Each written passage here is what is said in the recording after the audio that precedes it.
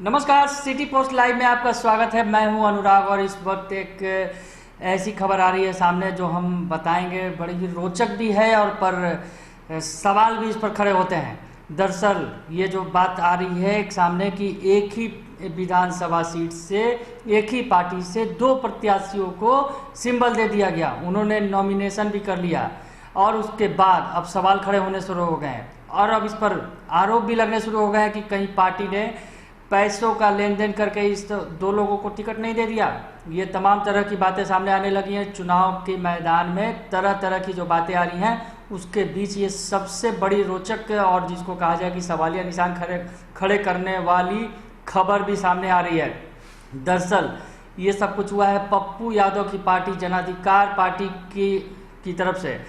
जनाधिकार party ने एक ही विधानसभा seat से दो प्रत्याशियों को सिंबल दे दिया और दोनों प्रत्याशियों ने नॉमिनेशन भी कर दिया। अब ये बात सामने आई है और ये इसके बाद मामला उलझ गया है। दरअसल पप्पू यादव की पार्टी जनाधिकार पार्टी जो है उसने गौरा बौराम सीट, जो दरभंगा जिले की सीट है गौरा बौराम, उस सीट से दो प्रत्याशियों को सिंबल दे दिया।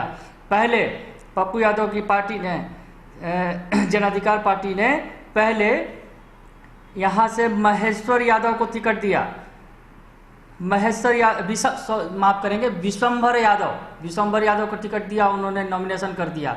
उसके बाद उन्हीं की पार्टी से, उन्हीं के सिंबल पर दूसरे जो एक शख्स आ गए सामने, वो थे इजहार अहमद ने बाद में फिर से इसी पार्टी के सिंबल पर गौरा बौराम सीट से नॉमिनेशन दाखिल कर दिया।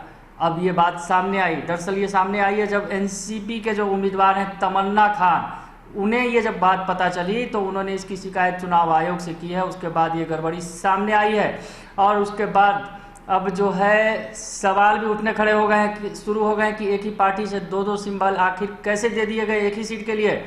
पप्पू यादव की पार्टी पर सवाल खड़े हुए हैं और ये जो बताया जा रहा है, जिस तरह से विशंभर यादव जो पहले प्रत्याशी हैं, उन्होंने एक तरह से आरोप भी लगा दिया है कि पैसों का लेन देन करके ये सब काम किया गया है। ये बड़ा गंभीर आरोप भी लगा दिया है उन्होंने।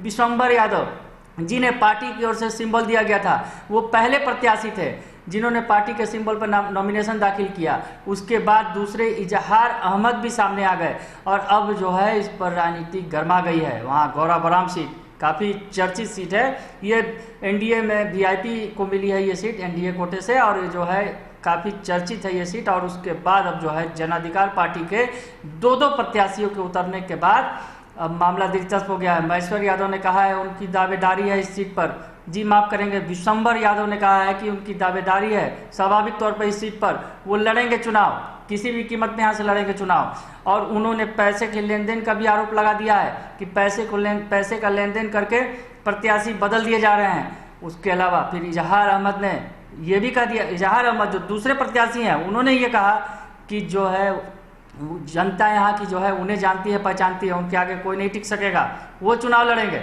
मामला दिलचस्प हो गया। इस बीच तमन्ना खान जो है एनसीपी के प्रत्याशी हैं, उन्होंने नॉमिनेशन रद्द करने की मांग की है। दूसरे प्रत्याशी हैं इजहार अहमद, उनका नॉमिनेशन रद्द करने की मांग की है। तो बड़ा ही दिलचस्प मामला सामने आया है गौरा बौराम सीट से और आरोप प्रत्यारोप का दौर भी शुरू हो गया है।